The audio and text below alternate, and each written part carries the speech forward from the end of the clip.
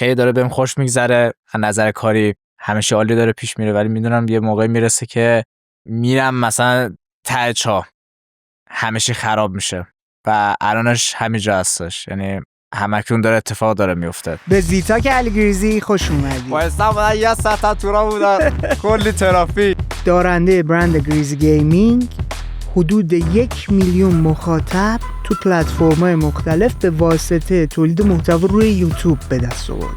یه جا هست یفه میگیره کارت. امروز به کوزی کورنر اومد تا با هم در مورد شروع فعالیتش گپ بزنیم. علاقه من بودم که مثلا از جی تی اینا مثلا ویدیو بسازم، ببینیم یوتیوب فارسی چه چیزی بهش اضافه کرده. بی ام و سری 3 چه چیزهایی ازش گرفته. آرامش رو ازت میگیره، استرس بهت میده. به عنوان یک فعال در حوزه تولید محتوا بر روی یوتیوب چه احساساتی رو تجربه کرده؟ هرچقدر سنت بیشتر بشه خود درگیریتم بیشتر میشه دیگه. چه ترس‌ها و نگرانی‌هایی رو تجربه کرده؟ ترس چیزی از تو آینده است. در آینده به سمت و سوی چه چیزی خواهد رفت؟ من دوستم تو هر چی پا میذارن جزو بدترینا باشم. تو صحبتی که داشتیم مروری کردیم به گذشته یوتیوب فارسی، امروزش و همینطور آینده چند سال بعدش. هر کی میخواد دیگه تا یه سال دیگه تو این مش سوا بشه، الان مثلا باید وارد یوتیوب بشه. اگر فکر می‌کنید این موضوعات براتون جذاب و جالب خواهد بود، با من و علی همراه باشید. و خیلی دوست داشتم مثلا تو جمع مثلا صحبت بکنم و اینجوری نباشه که جمع داره صحبت میکنه و من ساکت باشم. تو دلم یه چیزی بود که بگم ولی اونو نمیتونستم مثلا بیان بکنم.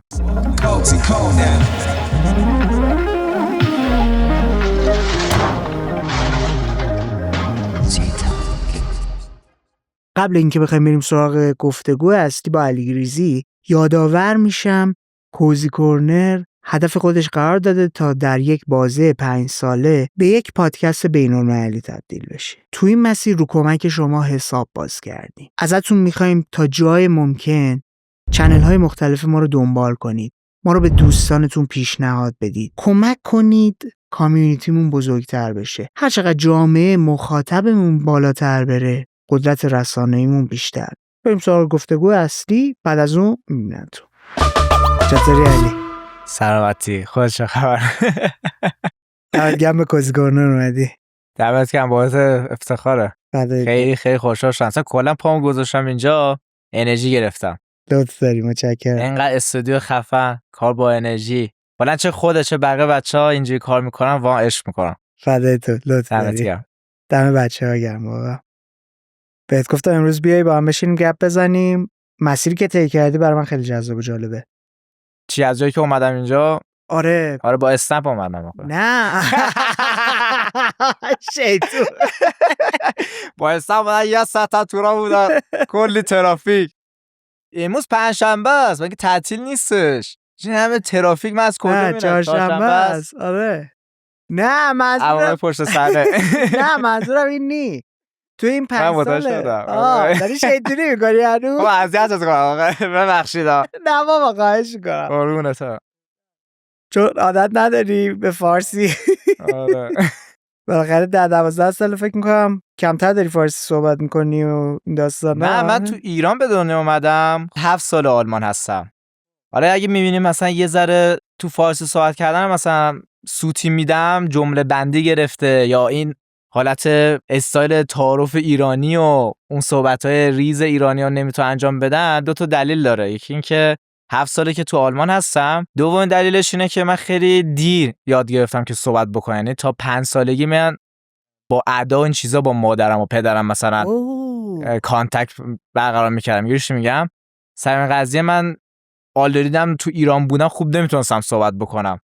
حالا این مسئله یوتیوب بودش که یه ذره اون اعتماد به نفس رو مثلا ایجاد کرد، یه ذره بهتر صحبت کردن رو بهم یاد داد و اینا، ولی که همین 2 تا دلیل شده که اینجوری بشه.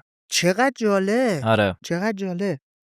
چیزی که برای من خیلی جذاب و جالبه تو مسیری که طی کردی، من 5 سال پیش با محتوایی که تولید می‌کردی آشنا شدم. اون موقع صرفا از صدای خودت داشتی استفاده می‌کردی، به مرور با محتوایی که تولید کردی، درآمدی که به دست آوردی، تجهیزات خریدی، اومدی جلوی دوربین، بعد ماشاءالله انقدر خوب رشد کردی، الان نزدیک به 1 میلیون مخاطب در مجموع پلتفرمات داری 2 تا کانال یوتیوب فعال داری، 2 تا اینستاگرام فعال داری.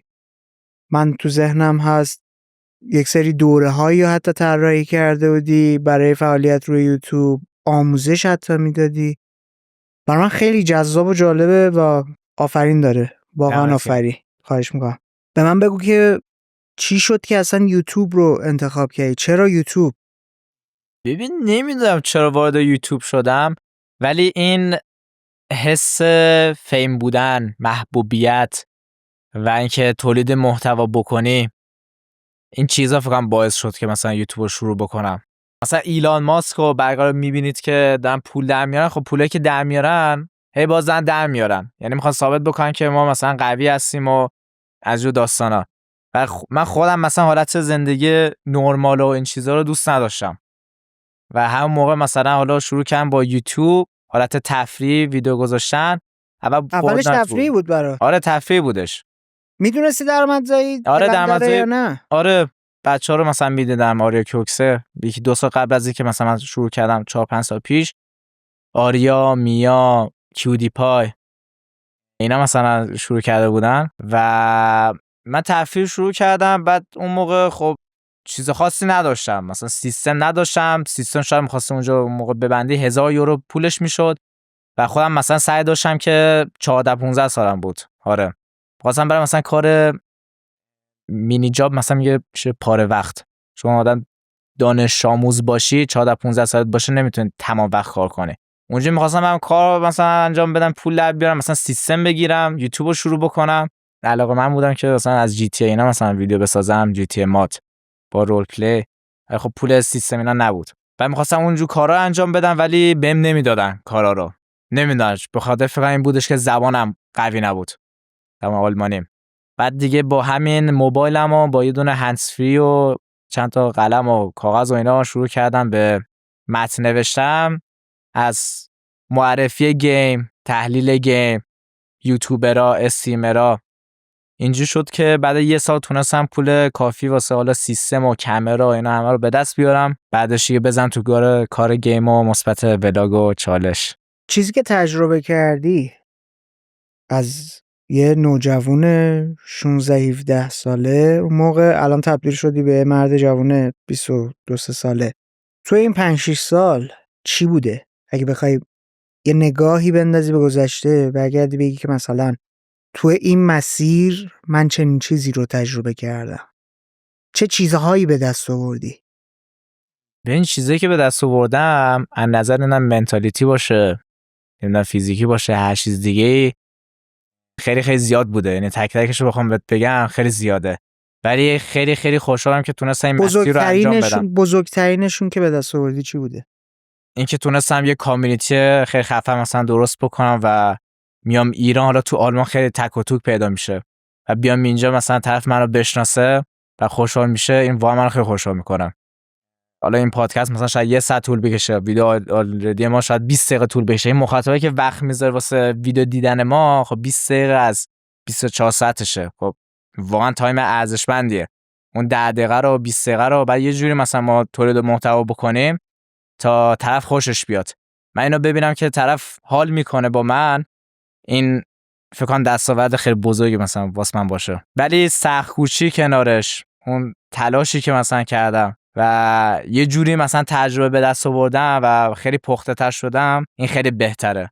چون اگه مثلا آلردی کار نرمالمو انجام میدادم، میرفتم یه جا نمیدونم کار میکردم، شاید این همه تجربه مثلا به دست نمیآوردم. چون بالاخره الان ما یه تیم هستیم 20 نفر، ادیتور، دیزاینر، منیجر، اینکه آدم چجوری این افراد مثلا هندل بکنه، چجوری رفتار بکنه، خیلی مهمه که چجوری تیم مثلا بسازی که با هم دیگه رشد بکنید. خیلی خیلی زیاد هست که بگم مثلا چه دستاوردی بوده تو این سال. مهمتریناشو بگو. کامیونیتی برای من خیلی جذاب و جالب بود. آره یه دونه همین کامیونیتی که تونستیم که حالا تو یوتیوب به دست بیاریم. دستاوردهای شخصی چی؟ شخصی؟ آره فقط برای خودت مثلا باشه، تیم و اینا هم نه، حتی ساید مالی و اینا هم نه، تو ابعاد دیگه ای. اصلا از سن 16 سالگی خودم مثلا همه هزینه‌مو میدادم و به خانواده اثبات کردم که خودم میتونم از پس زندگیم بر بیام. اکثرش دیگه مالی میشه دیگه، میگم مالی یا مادی، فرق نداره. مادی، یعنی مثلا ماشین خریدن، نمیدونم لباس تو مثلا پول لباس خودت بدی یا هر چیز دیگه.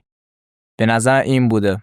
اعتماد به نفس تو، عزت نفس مثلا بالاتر رفته به خاطر اینکه استقلال مالی برای خودت پیدا کردی. درسته. یه اشاره بهتر صحبت کردم که اول گفتم. آره اونو که اصلا گفتی دقیقاً. اصلا من نمیتونستم ارتباط برقرار بکنم با یه شخصی قبل یوتیوب. خیلی دوست داشتم مثلا تو جمع مثلا صحبت بکنم و اینجوری نباشه که جمع داره صحبت میکنه و من ساکت باشم. تو دلم یه چیزی بود که بگم ولی اونو نمیتونستم مثلا بیان بکنم. حالا این یوتیوب خب دیگه این اعتماد به نفس و اون پوشه رو داره میده به من که مثلا با یکی که میخوام صحبت بکنم برام صحبت بکنم. پس همین که تو 16 سالگی جرأت این رو به دست آوردی که رو پای خودت بایسی و برای خودت زندگی کنی و به اینجا برسی. درست. چیو ازت گرفت؟ درس. الانش همینطور، چون خیلی خانواده تاکید دارن که مثلا درسام ادامه بدم. خودم دوستم ولی واقعا وقتش نیست، چون در کنار یوتیوب دارم یه کار دیگه انجام میدم. سوشال میدیا مارکتینگ، اونا مثلا تازه دارم استاد زدن 7 8 ماه میشه. هم که گفتن جرأت، مثلا کاری که ما واسه مشتری مثلا میخوایم پیدا بکنیم پایس شیوای ما انجام میدیم. آلمانی. آره مشتری جدید بگیریم. مثلا یه دانش کولد کالده. میدونی چیه کولد کالد؟ میشه زنگ سرد. تو شماره یکی رو مثلا رندوم برمی‌داری از اینترنت، بهش زنگ میزنی و میخوای بهش یه چیز بفروشی. طرف تو رو نمیشناسه. اینجوری نیست که گرم باشه. گرمش اینجوری هستش که طرف تبلیغ تو رو ببینه، فرم پر میکنه که تو بهش زنگ بزنی. ولی اینجا هست که تو باید بهش زنگ بزنی. این جرأت میخواد. خیلی ترس مثلا وارد میداره. مثلا به خاطر یوتیوب مثلا ترس نیستش. میگم اوکی طرف رد بکنه بعدی. انقدر چیزای دیگه یه تجربه کردی. آره. که بعد دیگه چی از دست دادی؟ از دست ببین احساس میکنم تفریح عادی جوونا که هستش، ولی اینو من نرمال میدونم. اینکه مثلا بچه‌ها زنگ میزنن بریم بیرون، میگم نه کار دارم. به جز این دوتا فکر نکنم چیز دیگه باشه که تمرکزت کم نکرده. چرا تمرکز بعضی موقع آره. آرامشت چی مثلا؟ آره دقیقاً احساسم درک میکنی. آره میگی آره. آرامشم واقعا کم کرده. استرس آدم بگیره که چیکار کنه چیکار نکنه، ویدیو رو چجوری بگیره، فردا مثلا اون ویدیو رو چیکار بکنه. چون یوتیوب یه بعدی که داره مثل بیزینس میمونن دیگه و اکثر بیزینس ها بالا پایین دارن. مثلا سال پیش به نظر من نقطه اوج من بود، ویو خیلی عالی 200-300 هزار تا. بعد الان مثلا بری ببینی خب ویو خیلی کم شده، مثلا شده 50-60 هزار تا. خب اینو مثلا آرامش رو ازت میگیره، استرس بهت میده. الان من چیکار بکنم که دوباره برگردم؟ مثلا ویوران دیگه منو دوست ندارن، کانتنت من بده، مثلا این سری مسائل هستش که مثلا اینجوری آرامش رو میگیره دیگه. چه سایت یوتیوب باشه چه سایت دیگه باشه. خب ارتباطت با مخاطب چجوریه که بفهمی چی دوست داره بر اساس اون بری سمت تولید محتوا؟ ببین از سال پیش تا الان یوتیوب واقعا بهت بگم انگاری 3 سال خیلی تحول مثلا ایجاد شده تو. آره یوتیوب فارسی رو داریم. آره یوتیوب فارسی رو دارم میگم. چون تا تایمی که من 1 سال پیش تو ایران بودم این همه مثلا بچه‌ها که دارن خیلی خفن دارن کار میکنن اونجوری نبودش. الان مثلا بچه‌ها رو دارن میبینن. بذار یه مرور کنیم. یوتیوب فارسی فضایی بود که با بچهای گیمر خیلی اوج گرفت. البته قبلش هم بود گیمر و ریاکت. بله گیمر اوج گرفت. بعد با وصل شدنش به پاندمی کرونا ریاکت هم اضافه شد بهش. اومدن جلوتر، یک سری همکاری های پشت میزی شکل گرفت. اومدن یه مقدار جلوتر، همکاری های ولاگی شکل گرفت، ولاگای تک نفره شکل گرفت. اومدیم جلوتر، رفتم بچه ها سمت حالا این چیزایی که داریم میگیم لحاظ مثلا ژانری یک سری تحولات توشون اتفاق میافتاد. مثلا چه میدونم از اون چت با ناشناس یهویی ترند میشد. یکی مثلا ترند فارسی اومد توی یه بازه زمانی خیلی کوتاه 300-400 هزار تا مخاطب روی یوتیوب داشت، 500-600 هزار تا ویو. آره و جریانه انقدر جدی شد حتی وارد اینستاگرام هم شد. کلی تولید محتوا توی اون حوزه روی اینستاگرام اصلا شکل گرفت. اومدیم جلوتر، الان که داریم میگی خیلی تغییر کرده، برنامه سازی اول از همه و بعد برنامه سازی گروهی روی یوتیوب فارسی درست. خیلی داغ شده و مسیر واقعا باحالیه و باید دست زد برای بچه‌هایی آره. که دارن توی این حوزه فعالیت میکنن. تو که خوب داشتی پیش میرفتی، همیشه خودت حتی جریان ساز بود. اون زمانی که هیچ کس در مورد مثلا چه میدونم درآمدزایی یوتیوب هیچ فعالیتی نمیکرد، تو میومدی میزان درآمد یوتیوبرای خارجی و ایرانی رو صوتیا، حواشیا. آره خیلی کارهای عجیب غریب و جالبی و برای خودت داشتی درست می‌کردی، یه سری ژانرها رو حتی به وجود آوردی روی یوتیوب فارسی. الان فکر می‌کنی باید چی کار کنی که مخاطب خودت دوباره بیاد باهات اون تجربه‌ای که پارسال داشته رو امسال و سالهای بعدم بکنه؟ اصلا به من بگو که بخش اصلی مخاطب تو چه سن و سالی داره؟ ببین من 2 تا چنل دارم، یه دونش گیمینگ، اون یکی چالشه. 4-5 سال پیش همین گیمینگ رو زده بودم. اولش همین خود اشاره کردی از استریمرها گیم و این چیزا بود. بعدش که تونستم پول به دست بیارم رو آوردم روی جی تی ای. برای لابلاش مثلا ولاگ، نمیدونم ریاکت، این چیزا میساختم. برای فوکس اصلی رو جی تی ای بودش تا همین 2 سال پیش که با جی تی ای پیش رفتم. حالا اون تایم تصمیم گرفتم که دیگه محتوای چالشم بیارم وسط. چالشی یعنی اولین ویدیو اینجوری بودش که 10 تا یوتیوبر یا 5 تا یوتیوبر زندگی منو کنترل کردم. مثلا اون تایم کسی مثلا اونجوری نمیساخت. بعدش اینجوری بودش که نمیدونم اتاق گیمینگ مخفی، اتاق گیمینگ مخفی مثلا ساختم و یه دونه 24 ساعت تو ماشینم خاطرم هست داشتی. 24 ساعت تو ماشین مهران بودش، تسلا، تو گریزی گیمینگ ولی آپلودش کرده بودم. آره تو هم بودی که یه اتفاقی بر ماشین افتاده بودش، یه جریمه ای دادید؟ یادم نمیاد کدوم ویدیو. من اونو یادمه، تو خیلی هرس خوردم سرش. جدی آره یادم نمیاد کدوم ویدیو من نظرسه. ولی اون تایم مثلا بهت بگن ریاکت مثلا 400-500 هزار تا مثلا بچه‌ها میساختن ویو داشت. بعد من میگفتن چرا اینقدر ویو داره؟ تو کامنت خارجی چالش یا حالت اینجوری که مثلا ما میساختیم یا الان ساخته میشه خیلی بیشتر ویو داره تا ریاکت. بله.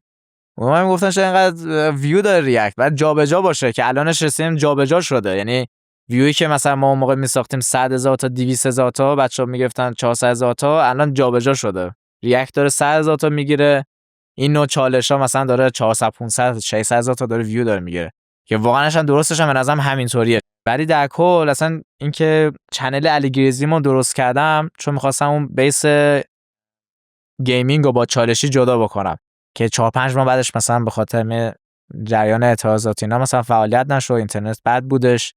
بعد دیگه رو آوردیم، بعد دیگه بچه‌ها دیگه کم کم داشتن میومدن سمت چالشی که الانش دیگه خیلی زیاد شده و واقعا کوالیتی کار خیلی خفن شده. دم بچه‌ها انگم، چون درستش هم همینه. من خودم به شخص آینده یوتیوب و حالت فضای صدا و سیما و تلویزیونی میبینم. الان بچه‌ها دارن وایت روم میگیرن، دکوراسیون اینا، یا اینکه نمیدونم برن تو لوکیشن‌های مختلف، تیم فیلم برداری قوی، تیم صدا برداری قوی و یعنی داری میگی پروداکشن ها حرفه‌ای میشه؟ حرفه‌ای‌تر میشه تا یه سال 2 سال دیگه. 100% به اینجا میرسیم. الانش به نظر یه تایمی هستش که هر کی میخواد دیگه تا یه سال دیگه تو این موج سوار بشه الان مثلا باید وارد یوتیوب بشه. و خودم به شخصه اینکه مثلا ویوم اینقدر افت کردش، حالا با بچه‌ها مثلا صحبت کردن چند تا ایراد بهم گرفتن که مثلا قبول دارم. به جز اون خود دوره اشاره کرده اکیپ بودن و اون فاز ایرانی تو رو، چون 2-3 سال پیش خیلی دوست داشتن که از ایران برن یه کشور دیگه چون خب کلی ویو داشت. الان اینجوریه که تو ایران باشی بعد تو ایران ویدیو بسازی بیشتر ویو داره. مثلا یه نکته خیلی جالبی که یکی بهم گفت، مثلا مهران با امید معزن که بزرگترین ماشین فروشی تو آلمان داره یه چنل زدم، بعد مثلا رویز و فراری و این چیزا مثلا تست میکنن. یکی گفتش که من این ویدیو رو نمیبینم چون من تو ایرانم، میدونم همچین ماشین سوار نمیشه، ولی میرم تست پژو 405 رو میبینم. دقیقاً مثلا این آدم میخواد مقایسه بکنه، یکی مثلا بره رستوران ارزون تو تهران مثلا ویدیو بگیره، خب بیشتر ویو داره تا رستوران ارزون تو برلین. چرا؟ چون ویوره میگه که من نمیتونم برم برلین تستش بکنم، فوقش تهران رو میتونم برم تست بکنم، بس بذار این ویدیو رو اینو ببینم. ولی قبلا مثلا برعکس بودش. ولی خودم به شخصه قبول دارم که خودم کوالیتی کارم خیلی کمتر شده و به خاطر همین اومدم ایران که بتونم جبرانش بکنم. حالا با سریال و یه سری پروژه‌ای که دیگه دارم میبندم. تو الان اکثر مخاطبینت سن و سالشون رو میدونی توی چه بازه سنیه؟ آره اینو پرسی یادم رفته دیگه. توی گیمینگ معمولا بین 8 تا 15 16 ساله، چون جی تی هستش، ولی چالش دیگه حالا بیشتر میشه دیگه، 12 داریم تا بالای 20 سال. فکر میکنی اونا برای چی دارن دنبالت میکنن؟ حالا قبلا میتونستی بگی به خاطر اینکه آلمان داری زندگی میکنی و یه سری از ولاگات فضای اونجا بود و آره تازگی داشت و این چیزا. آره چالشایی که میگرفتم اصلا زیاد نبود اون موقع، آره اصلا موقع نبود، نبودش. تعارف که نداریم آره. دیگه. یه سلمونی با یکی رفتید، یه ویدئویی داشتید، ارزون نبا گرونترین سلمونی، تایتلش یادم نمیاد ولی پاشو رفتیدش با سلمونی کلی خوشوبش کردی، نمیدونم خود فضای سلمونیشو نشون دادی. آره هم ارزون گرونترین. آره. خب این خب یه تجربه‌ای بوده که مطمئنم مثلا نمیتونستی تو ایران داشته باشی. آره. خودتو بذار جای بچه 10-12 ساله که داری میگی دیگه. آره. اون راحت داشته دنبال میکرده و این داستانا. دیگه فکر میکنین چه ویژگی‌هایی داشته و داره؟ به نظرم 2 تا دلیل بود. اینه که خود ویور مثلا با من حال میکرد، بعد دوم حالت اون موضوع بودش. یعنی عملا ویدیو میدید به خاطر موضوع بودش. و الان مثلا ویوی که الان دارم به نظر من خود بچه‌ای هستن که از قدیم بودن. اتفاقا مثلا من خود بچهای ویور رو بیرون میبینم، بهشون میگم با ویدیو قبلی حال میکنه یا الان.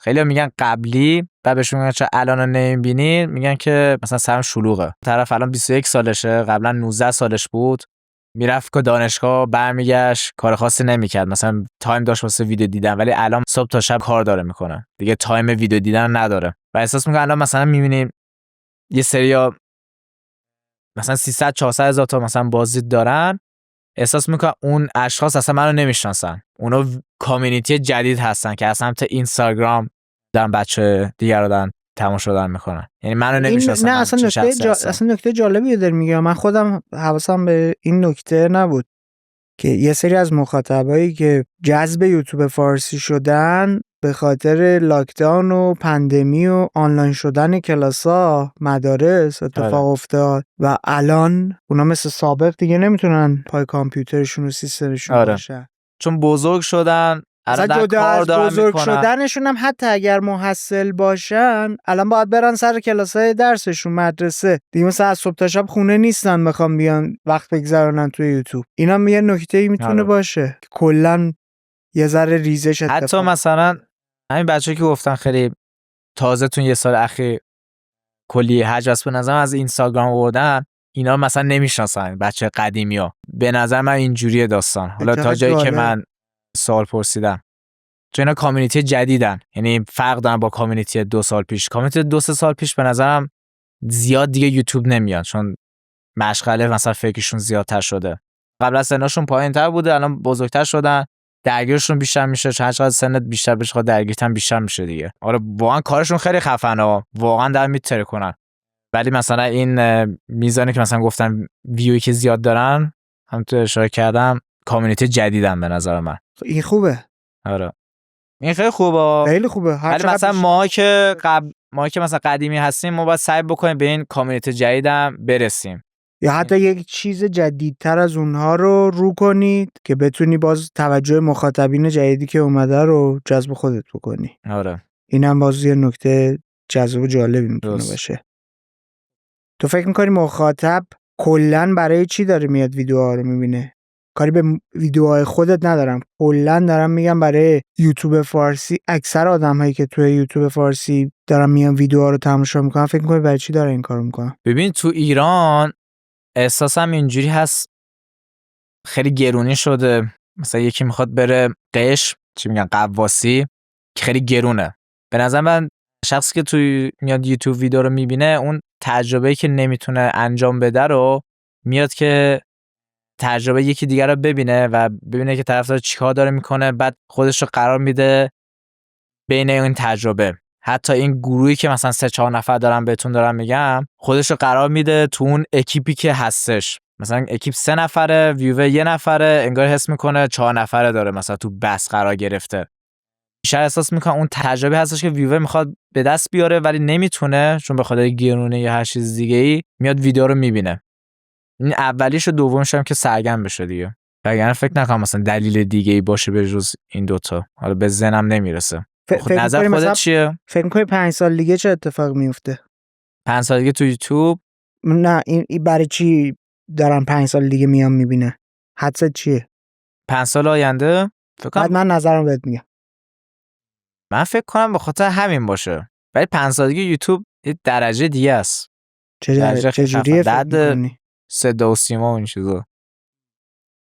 که من کیفیت تولید کار ندارم، بحث مخاطب منظورمه. ببین خودت چیه نظرت؟ ببین یه اتفاق جالبی افتاد دیگه. اوج ورود مخاطب به یوتیوب فارسی با مهاجرت خودخواسته امیر تتلو از اینستاگرام به یوتیوب بود که با خودش در یک بازه زمانه چند روزه نزدیک 500,000 تا آدم رو وارد یوتیوب فارسی کرد.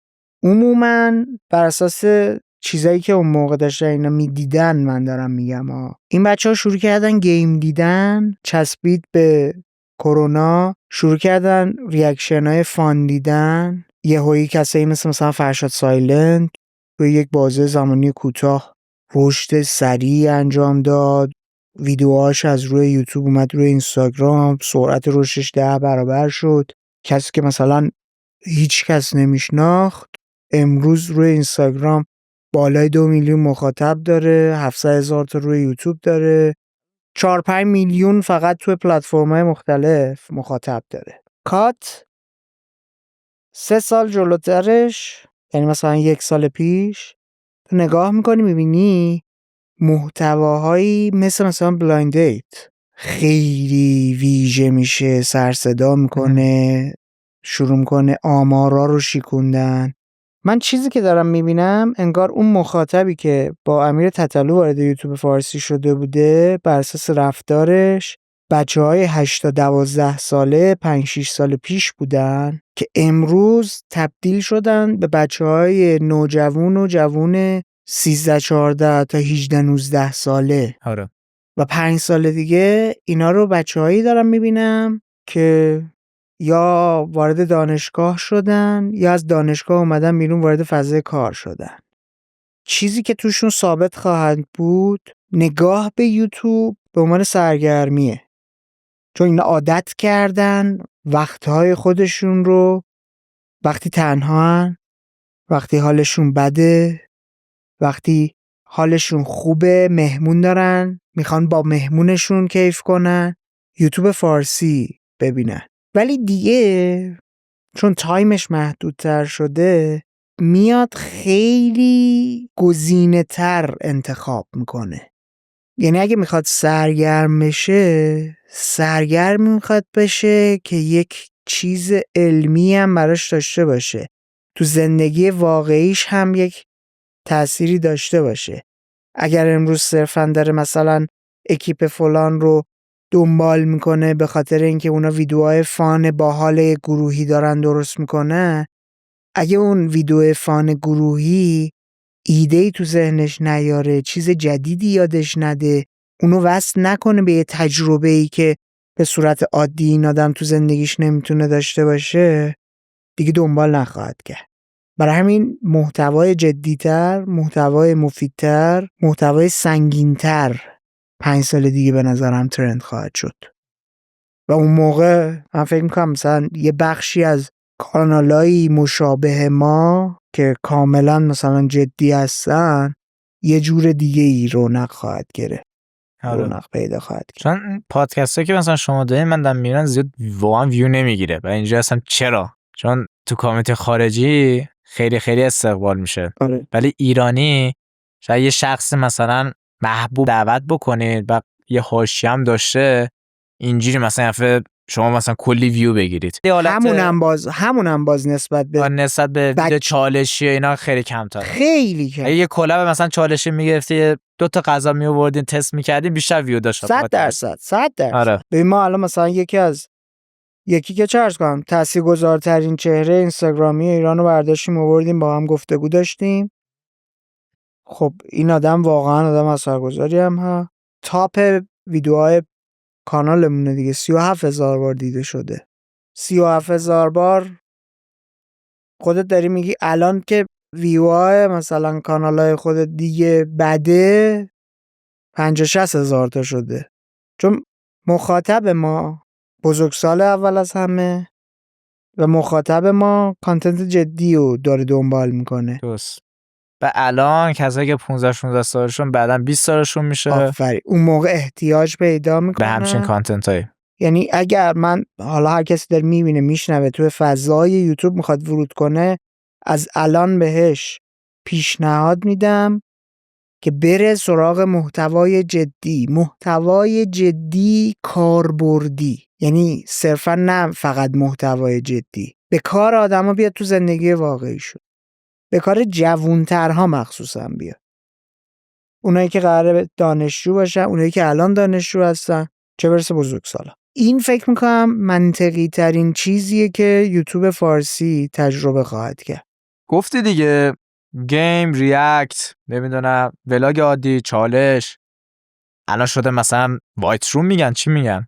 استودیوهای استودیویی. کارهای استودیویی. دقت کردی ترند عوض میشه. آره. سال دیگه هم به نظر من حالت استودیو دیگه در میاد. یه سال دیگه دیگه اینطورا. میتونم حتی پیش بینی کنم یه سال دیگه چیه. بگو من بزنم تو کارم یالا. یوتیوبرها با هم خونه بگیرن، با هم زندگی کنن، با هم آره. مشترک کانتنت تولید کنن. دیلی ولاگ گروهیه. چون از بچه‌ها پرسیدم، یه سری ویور همینو گفتم چرا دیگه چالشی میبینی؟ گفت همش تکراری شده. گفت میخوام روزمرگی یه نفر رو ببینم، زندگی واقعیشو ببینم. زندگی واقعی. من تو رو توی 1000 تا چالش مختلف دیدم، توی فضاهای مختلف دیدم. آره. دوست دارم باهات مسافرت بیام، دوست دارم باهات ماجراجویی کنم، دوست دارم دقیقا همین که رضا آینه آره. یه ویدیو ساختش، آخرین ویدیو که از هتل قشم رفته بوده. آره.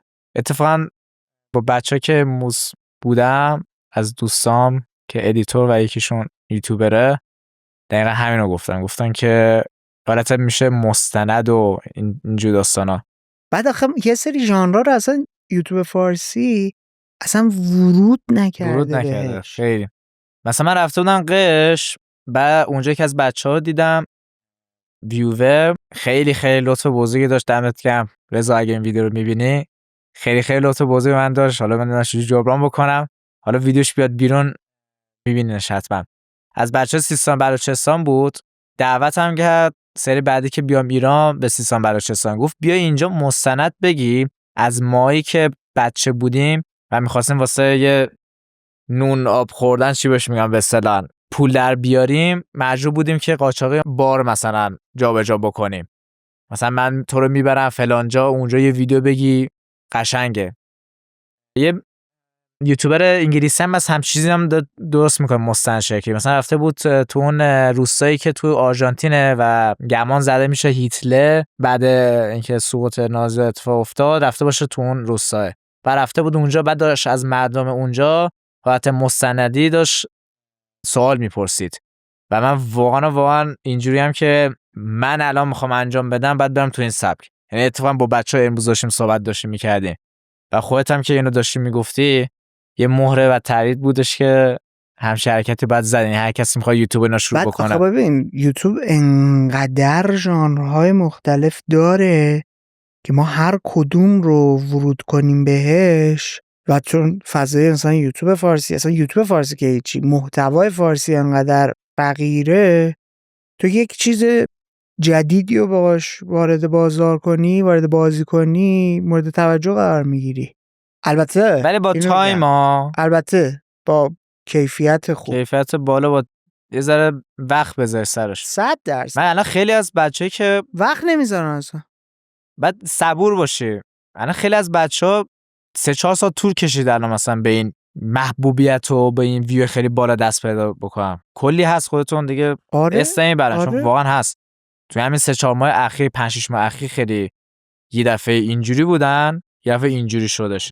یه جا هست یه دفعه میگیره کارت، حالا چه یوتیوب باشه چه بیزینس دیگه باشه، واقعا تلاش رو بکنی یه جا هستش که کارت میگیره. بیخیال نشی. آره. الان تو خودت دلیل اصلی که باعث شده 5-6 سال ادامه بدی چی بوده؟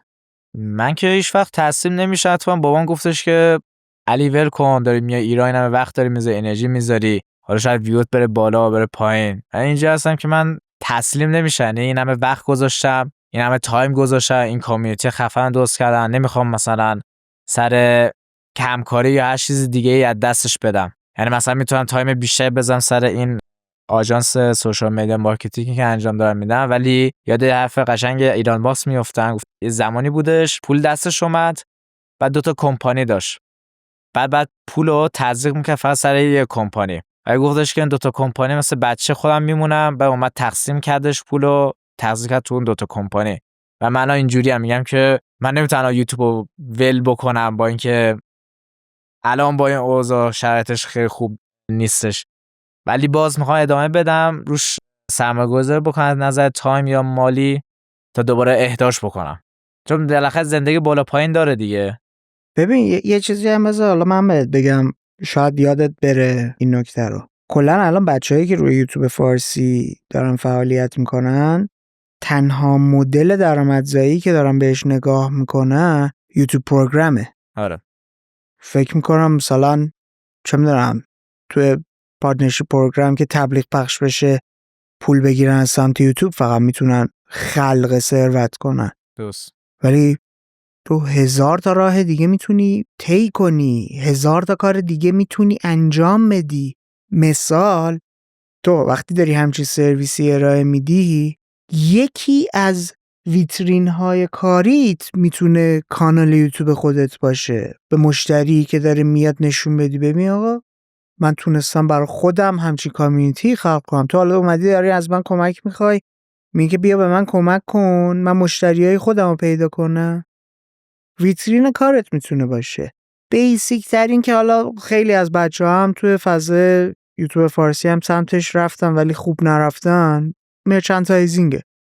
ما محصولات خودشون رو دارن تولید میکنن میفروشن، بعد مخاطبی هم که بر خودشون دارن اینا هم نگاهشون این مدلی نیستش که محصول داریم میخریم، میگم برای حمایت از تولید کننده محتوایی که داریم دنبال میکنیم دوستش داریم این چیز رو ازش داریم میخریم. تعریف سرویس، سیستم‌های آموزشی، ایونت طراحی کردن، برگزاری کردن، مسابقه این کار انجام دادن، همکاری با برندهای مختلف میتونه باشه، محصول خاص خودت رو، حتی نه مرچندایز معمول که ماگ و تیشرت و کلاه و ایناست، نه چیزهای دیگه یا برداری تولید کنی بیاری تو بازی. خیلی کارا هست. من نمیدونم چرا بچه‌ها اینقدر بسته نگه داشتن و تمام نگرانیشون هم الان اینه که نکنه یه وقت مثلا یوتیوب از فیلتر در بیاد ما درآمدمون آسیب ببینه. نه از در بیاد شاید مثلا 1-2 ماه اول سقفشون بگذره، بعد در بیاد به نظر من یه قش زیادی میاد سمت یوتیوب، بعد دیگه لحاظ اسپانسرینگ و این چیزا میتونه ساپورت بکنه 100%. حداقل واسه کسایی که تو ایران هستن زندگی میکنن. شاید منی که مثلا تو آلمان هستم خیلی خیلی سختم باشه، چون اینجا تو مثلا میخوای زندگی کنیم یه خوب فکر کنم 30 تومن بخوای، درسته؟ ماهی؟ آره ماهی خوب نورمال، نه زندگی لاکچری خیلی خفن نه اصلا بستگی باز دوباره مدل زندگی داره دیگه. ببین دیگه وقتی تو مثلا بگو 50 تومن. آره 50 تومن معقول تره برای یه نفر آدم، 0 تا 100 آره برای یه نفر آدم 50 تومن $500 500 یورو میشه. 500 یورو میشه. من مثلا 2000 یوروه. آره خب هزینه‌های مثلا زندگی اونجا فرق داره دیگه. آره 2000 یورو، یعنی با 50 تومن تو میتونی حداقل اسپانسر بگیری و من که تو آلمان هستم اگه یوتیوب از فیلتر در بیاد خیلی سخت میشه، خیلی خیلی سخت میشه. اینطوری بهش نگاه نکن، مسیرهای جدید درآمدزایی وجود داره. ولی تا به اون مسیر آدم برسه 1-2 ماه به نظرم اتفاق نمیافته.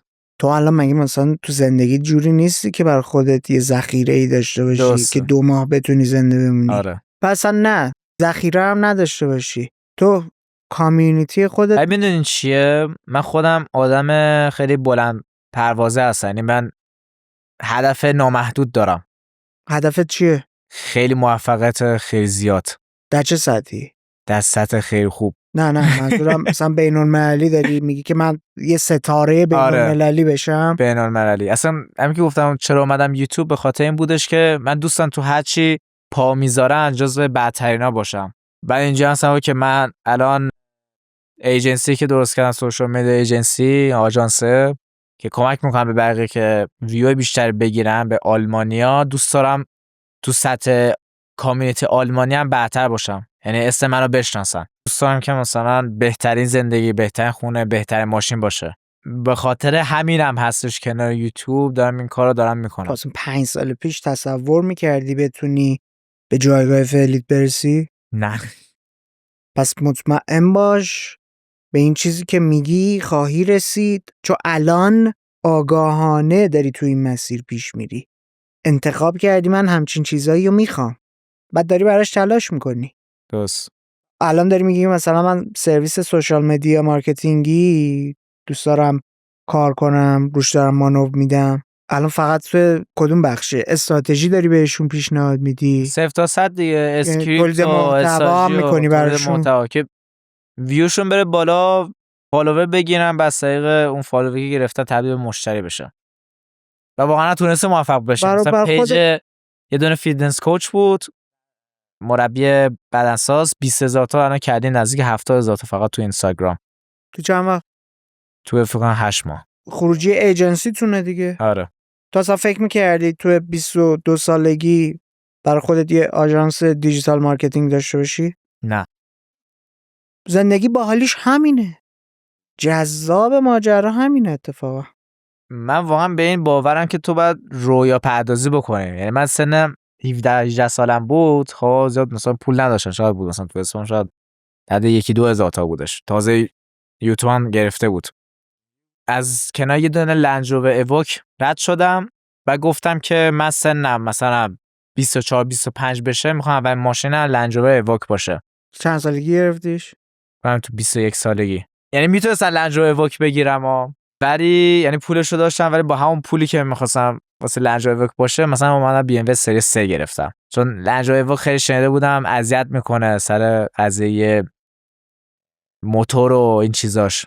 یعنی من خودم اونجا دیدم که لنج روور رو میخوام بگیرم و بهش رسیدم، میتونستم بگیرم ولی خب بی ام و مثلا گرفتم واسه ماشین اول. الان تو درآمدت چقدر در ماه؟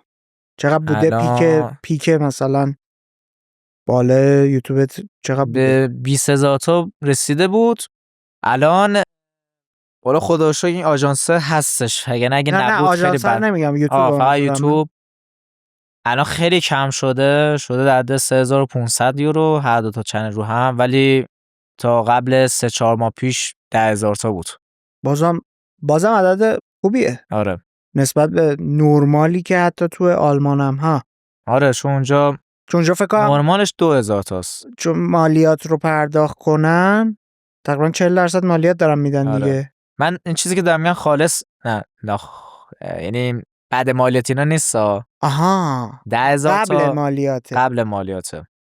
مثلا این 10000 تا 1000 تا 1500 تا هزینه خود کانتنت میشه، 8000 تا میمونه و اینا دیگه روش مالیات میخوره. بعد اون هزینه بیمه سلامتت هم هست، هر چقدر درآمدت بیشتر باشه هزینه بیمه سلامتت هم بیشتر میشه. اینجوری به فنا میده تو رو. تو آلمان. ولی باز مسیر خوبیه طی کردی جدی. آره من هدفم اینه که با چون یوتیوب و مثلا من تو آلمان هستم، هر چقدر چون پیکم 20000 تا بود، دهن خودم رو سرویس کردن. سال پیش اومدم بیرون کلی ویدیو اینا 20000 تا تونستن در بیارم، ولی احساس میکنم تهش واسه من 20000 تاست، ولی با این آژانسه میتونم 30-40 هزار تا در بیارم. یعنی منطقیه واسه آلمان، منطقیه 40-50 هزار تا. ما اگه خودمون آلمانی مثلا تولید محتوا میکنن یا انگلیسی، مثلا بچه‌ها دارن 10000 تا در میارن، اوکی 10000 تا از یوتیوب در میآوردن، ولی سر اسپانسر این چیزا این 10000 تا میشد 50-60 هزار تا. من خودمو با بقیه یوتیوب آلمانی مقایسه میکنم، مثلا ویو ما با متوسط 100 هزار تاست، بقیه هم 100 هزار تاست. ماشین من چیه زیر پام؟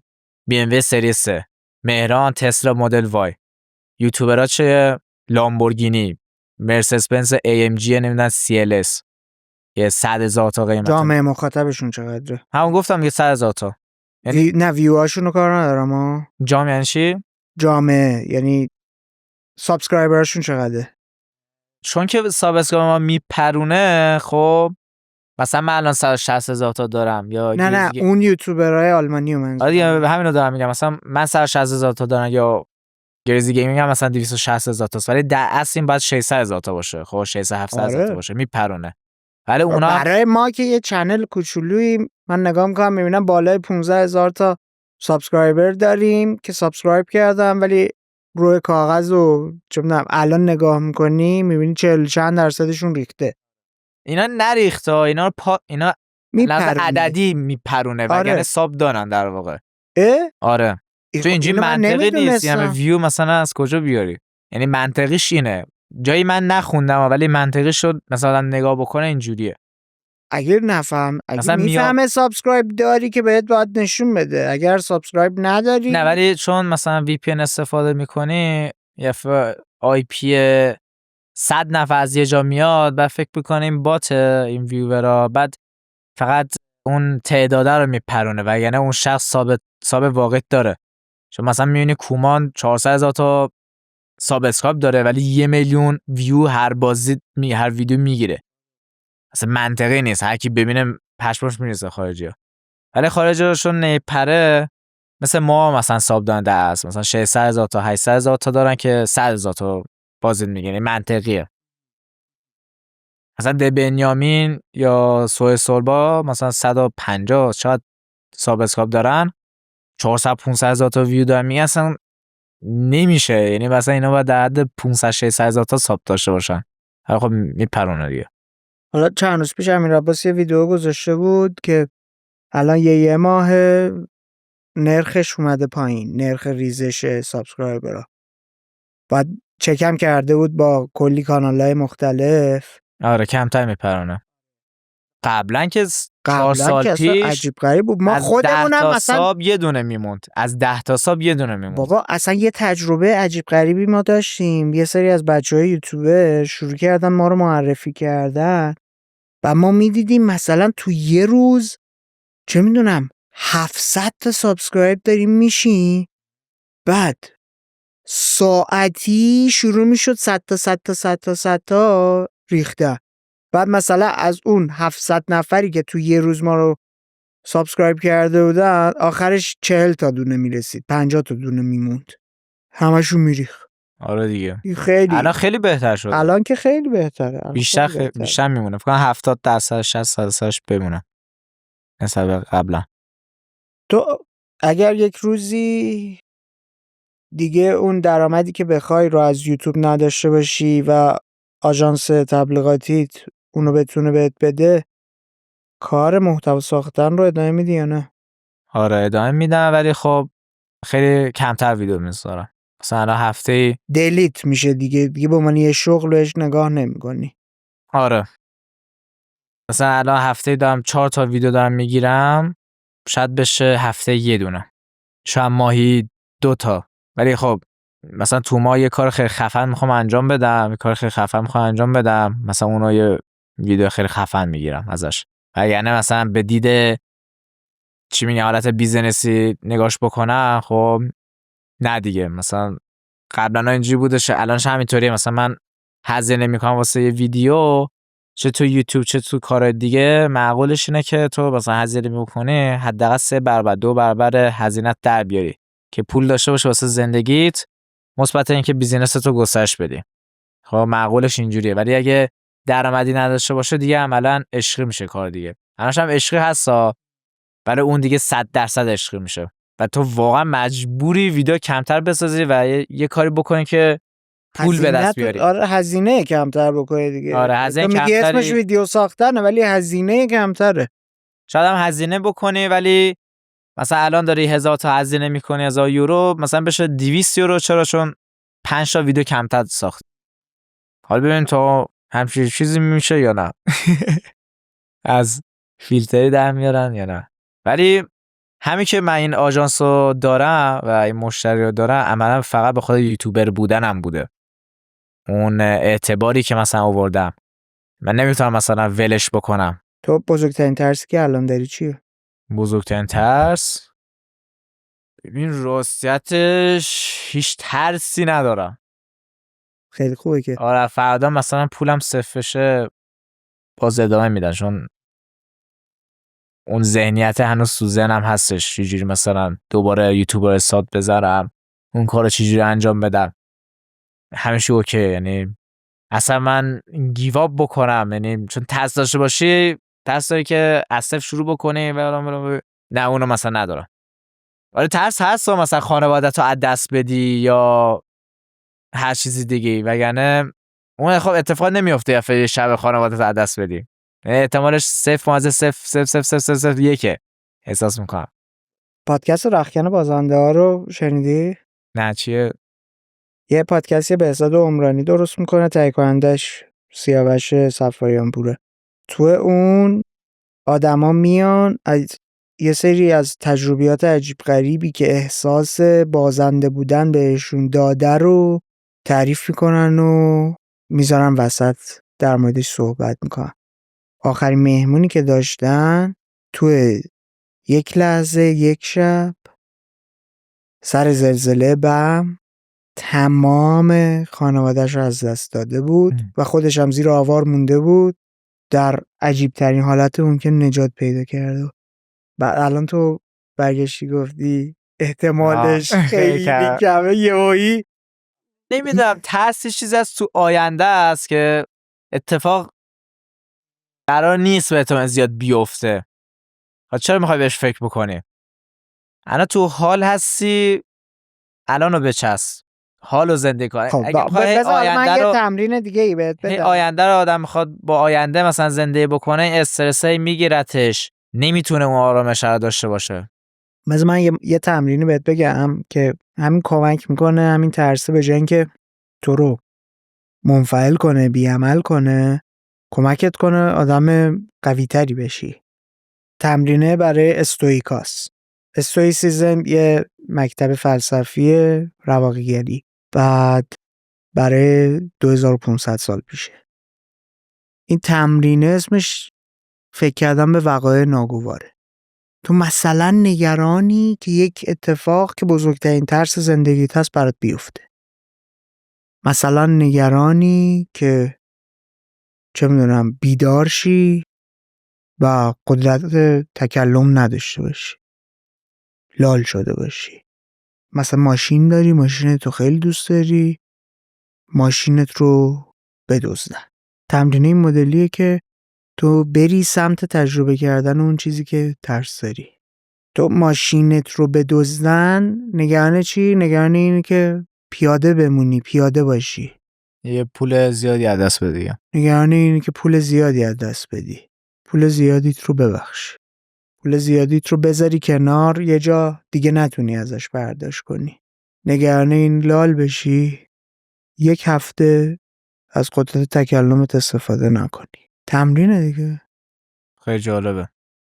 عجیب ماجرا اینه که خیلیا که حتی اون چیزایی که میترسیدن نه تجربه کردن اینو دارن میگن، حالا این تمرینا هم بکنه. مثلا تو نگران این بودی نکنه پارتنرت رو از دست بدی، پدر مادرت رو از دست بدی، حالا از دست دادی. بعد نگاه میکنی میبینی اون چیزی که وقتی نگران بودی داشتی تجربه میکردی خیلی سخت‌تر بوده، ترسش خیلی سخت‌تر بوده تا خود واقعیش.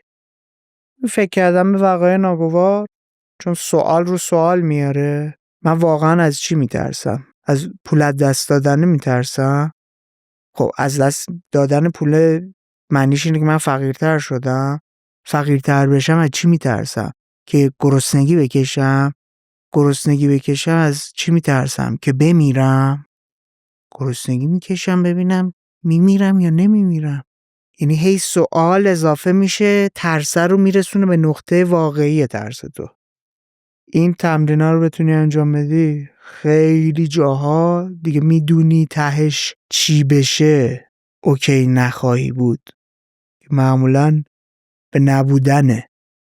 نباشی اوکی نخواهی بود. تا وقتی هستی یه راه حلی هست برای اینکه بتونی دوباره به قول معروف پاشی و ادامه بدی و حالت هم خوب باشه. نه هر کی واقعا ترس داشته باشه هم شرکتی بزنه. آره هی باید از خودت سوال بپرسی آره. دیگه و کارا رو انجام بده. آره توی مرحله بعد بره اون رو تجربه کنه، واقعا تجربه کنه. بذار یه مثالی مثلا بزنم گفتم که مفهوم خانواده تر رو گفتم، باشه. خانواده رو مثلا بعدن گفتم فکر کنم دلیلش اینجوری میتونه باشه که من چون از تنهایی میترسی. نه تنها که در واقع هستم، حالا من برادرم آره زندگی میکنه یه جوری تنها، حالا خانواده ایرانن، من مثلا آلمانم، خدا این ترسه به نظرم نیستش سمت من، فکر کنم شاید به خود همین باشه، چون در تجربهش رو دارم میکنم. ممکنه. بذار یه مثالی بزنم که مثلا بدونی چقدر میتونه کمک کننده باشه. الان من نگرانم کل دارایی و ثروت من که تو خونمه بیان بدزدن. از کنارش بلند نمیشم چون میدونم خونم مشکلی داره که میتونن بدزدن دیگه. من ترسم اینه که دزد به خونم بزنه. یه رفتار اینه که از خونم بیرون نیام که هیچ وقت دزد تو خونم نیاد، که تجربه ثابت کرده اگه دزد بخواد بیاد حتی تو خونه هم باشی میتونه بیاد. خب کاری بهمون نداریم. یه روش اینطوریه که بیام از خودم سوال بپرسم خب من چجوری خونم رو نسبت به ورود دزد مقاوم کنم؟ چقدر راه حل هست؟ دزدگیر بذارم، حفاظ برای پنجره‌ام بکشم، درمو ضد سرقت کنم، وصلش کنم به سیستم پلیس. چشم به هم میزنی؟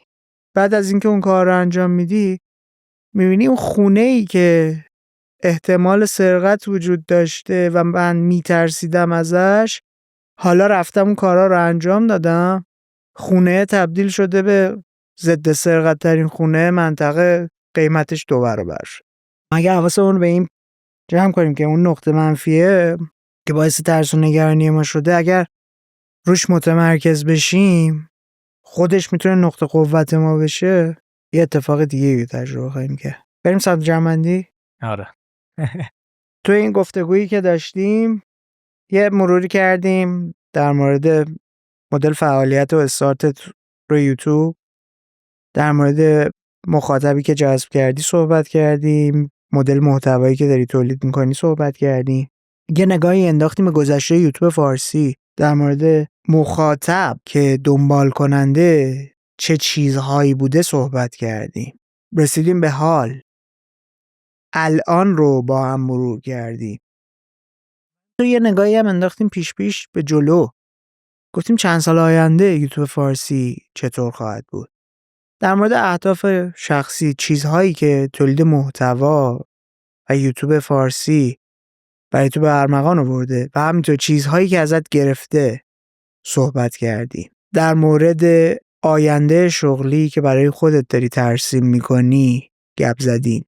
یه نگاهی انداختیم که ببینیم مخاطب تو رو به خاطر چه ویژگی هایی داره دنبال میکنه و اصلا مخاطب برای چی داره محتوای یوتیوب فارسی رو تماشا میکنه. در مورد موضوعات پراکنده‌ای صحبت کردیم، اینکه تو باید استقامت داشته باشی، زود تسلیم نشی، کار رو ول کنی. در مورد اینکه چطوری با ترسا مواجه شیم گپ زدیم. آیا به نظرت چیزی از قلم افتاده که بخوای یادآوری کنیم یا بخوای اضافه کنی به صحبتایی که تا الان داشتیم؟ ببینید زندگی خیلی بالا پایین داره. سال پیش همین موقع به حامی که تو ماشین نشسته بودیم گفتن که حامی من الان مثلا خیلی داره بهم خوش میگذره، از نظر کاری همیشه عالی داره پیش میره، ولی میدونم یه موقعی میرسه که میرم مثلا ته چاه همیشه خراب میشه و الانش همینجا هستش، یعنی همکنون داره اتفاق داره میفته. چیزی که هستش اینه که آدم هیچ وقت نباید تسلیم بشه. وقتی میبینه که یه جا مثلا یه جا کار لنگه مشکل کارو پیدا بکنه. و همیشه من به بچه‌ها میگم بچه‌ها خوبیه منو نگید، همیشه بد منو بگید.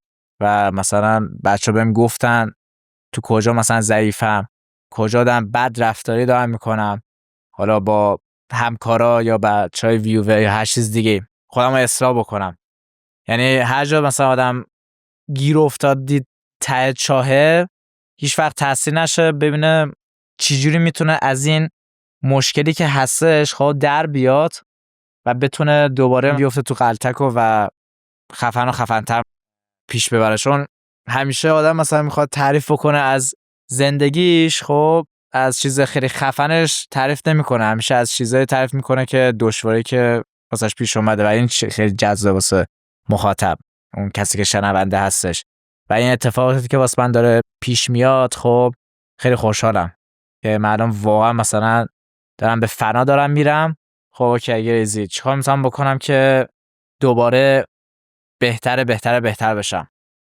و اون داستانه هستش که یه سال دیگه 2 سال دیگه دوباره قراره که تو پادکست تعریف بکنم که چجوری از این مشکل تونستم بر بیام. این شاید جذاب باشه واسه خود ویور. نکته خیلی جالبیه داریم. و الان بچه‌ها توی سنی هستن متأسفانه تو ایران خب به خاطر شرایط اقتصادی خیلی سریع مثلا گیواب میکنن و بهونه میارن که الان چون ایران اینجوریه من نمیتونم یه حرکتی بزنم. اتفاقا میتونم درک بکنم، ولی باز یه سری حرکت ها، یه سری شانس ها شاید اتفاق بیفته تو زندگی که بتونی به اون موفقیت، به اون زندگی خیلی خوب دست پیدا بکنی. حالا این شانس ها چجوری میتونی پیدا بکنی؟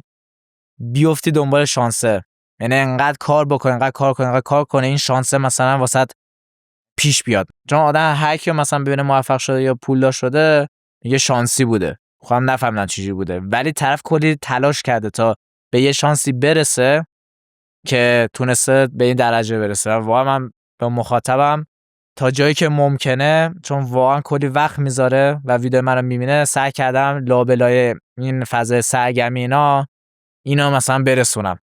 چون احساس من کاراکتر من اونجوری نیست که مثلا حرف انگیزشی یا نصیحتی چیزی بدم، اصلا نیست. خودم بلدم نیستم زیاد خوب صحبت بکنم، ولی دارم کار میکنم تا بتونم هم مخاطبم سرگرم بکنه، هم یاد گرفتنی هم مفیدی واسش باشه. یه ضرب المثل معروف هست که پول روی زمین برای کسیه که دلا میشه برش داره. آره همون دلا شدنش هم عمل دیگه، بعد تنگ بکنه. آفرین. خیلی خوب. علی مرسی که به کوزی کورنر اومدی. دمت گرم واقعا. مرسی بابت دعوتت. فدای چسود من. همونطور که دارید میبینید این کار تیمی و کلی آدم برش زحمت کشیدن. از شما یه خواسته بیشتر نداریم، به ما کمک کنید تا دامنه مخاطب کوزی کورنر رو بالاتر ببریم. این کار به ما قدرت رسانه‌ای میده تا بتونیم سراغ مهمونهای غیر فارسی زبان بریم و اونها رو هم دعوت کنیم تا به کوزی کورنر بیان. مراقب خودت باش، به زودی میبینمت.